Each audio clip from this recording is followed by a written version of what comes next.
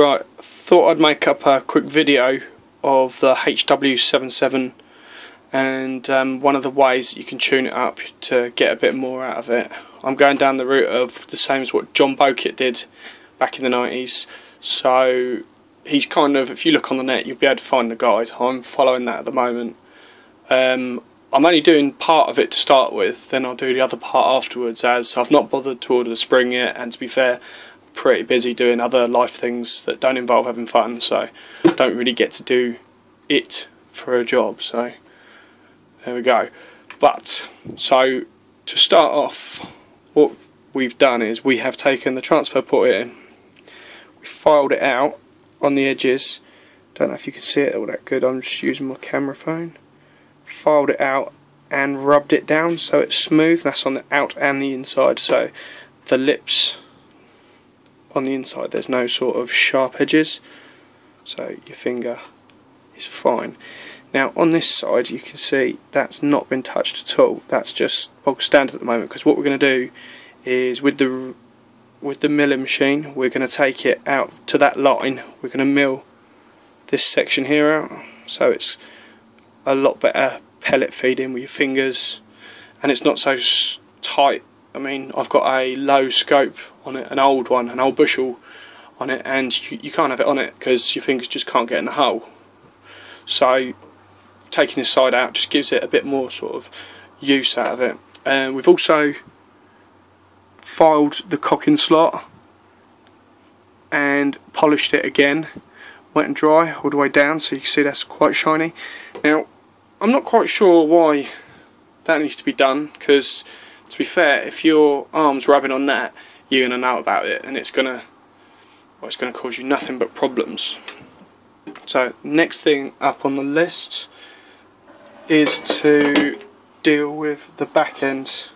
Now this back end, this is also in the guides. In fact, I think pretty much everything I'm going to talk about is in the guide, so don't think I'm making it up. This is a back end out of a standard HW. I mean, in the 30s, the 80s, and the 77s, they're pretty much the same. I mean, can you look at that? Can you see how dinged and jagged that is? They suggest, and a few, yeah, it's all scratchy, so you can feel your finger running on it, and that's not surprising because it has one of these on it. That is not too great either. It's no wonder you put that on it. Eventually they scrape, they scratch, and they snap. I mean, even with the spring on it, that's still going to be digging into the bottom. I suppose you can sort that out a bit better by fitting one of these. This is a little twist washer I made from a piece of engineering plastic. Goes on so at least even if the base doesn't spin, the actual spring will spring when it uncoils. Now this is made from plastic which is harder than nylon, harder than Delrin, harder than all plastics out there. It's real tough, and it's also impregnated with oil as well, so it's self-lubricating. They use it in sort of big machinery bearings and stuff. Never let me down yet, so I'm quite pleased with it. It's nice and green. So my gun had an end like this, sorry, but then I took it out and I changed it. It did not have one of these though. It had what I think is a VMAC or a Venom. I mean, you can see at the end there, it's a bit flatter and a bit smoother. So after, this is the actual one out of my gun. Once that's been out, I put it on the lathe, cut the face down so it's all completely flat, and then polished it. So with this on it, there we go, that bit will work, or it should work a bit better, no scratching, and if it does want to twist it can, but I still am going to put one of these washers in the meantime. Okay, now that's going to be what I'm going to keep it as for the time being, because like I said, I've not ordered a new spring at the moment, so at the moment we're still using mine's a Mark II 77, so apparently they come with square section springs, kind of like Oxford, isn't it? I used, the end is flattened, and I also chucked that on the grinder and polished it down so that it gives a nice flatter end. Eventually, when I order my new spring, I'm going to make the end up like this, so that the green plastic again will be, this will be made out of the green plastic, and this washer, obviously this one's not made for this because it doesn't fit, but this washer will sit on there, and that's how it will be. But this will be made specifically tailored for the VMAX spring when I order it, or whatever other brand I decide to go for. So you can see it's all flat and machined up again. It's got the guide, it's got the washer, so that'll be quite a cool thing to do. Next up on the list is, out of the hw77, is the cocking chamber. Now these, they come, and the end is normally quite square, so if it starts running dry, it digs in as well, because these are quite sharp. So what they do is if they run dry, they just dig in and they foul up, and then that's the end of it. It's not that great. So as you can see with this one, I've chucked it up in the lathe. If the camera will focus, there it goes. Chucked it up in the lathe, just polished it a bit more, so it won't dig in. Done the same with the back end as well, and on the inside. Now I'm toying with the idea of having this, grinding this all the way down, so it's not a lot skinnier, but it's thinner, so it will slop around inside the actual chamber. And I was thinking of putting bearings on it, sort of the same material as the green stuff, so a complete one at the back and a complete one at the front.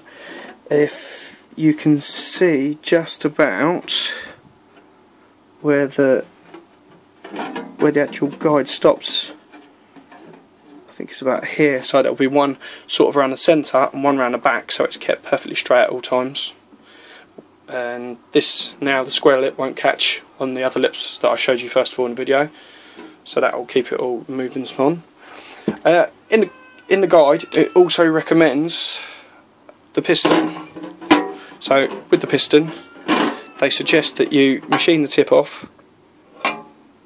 so it's flat. Make up a nylon end, it's like a plug.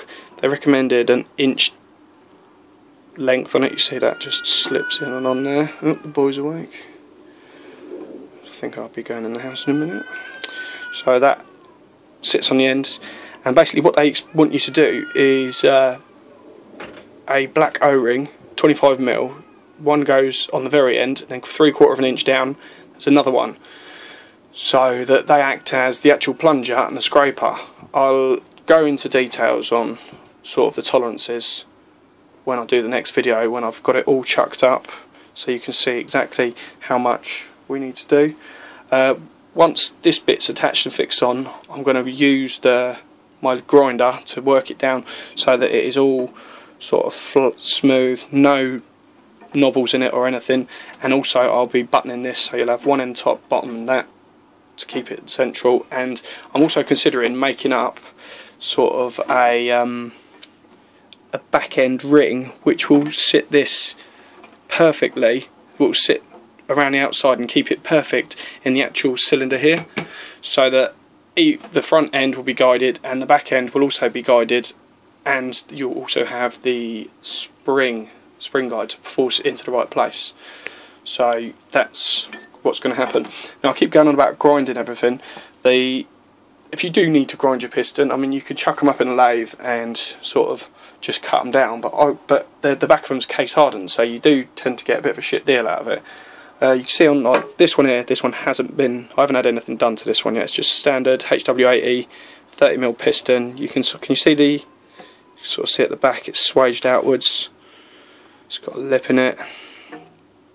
So the best way to get rid of that and to reduce it to, this is a hw35 piston. You can see on this one it's been ground all the way down, so there's no lip.